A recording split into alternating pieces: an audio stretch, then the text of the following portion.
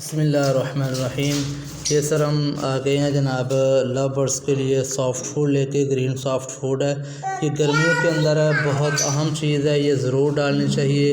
परिंदों को हाइड्रेशन नहीं होती, सूखापन नहीं आता, जानवर जो हैं आपके बेहतरीन रहते हैं। ये बहुत ज़रूरी है डालने के लिए। इसके अंदर मटर है, चुकंदर है और ये गाजर है, थोड़ी सी शिमला मिर्च है।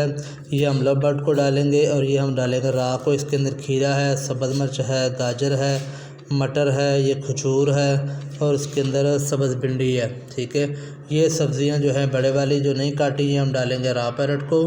और ये बारीक जो है चॉप किया हुआ ग्रीन फूड जो है ये हम डालेंगे अपने लव बर्ड्स को।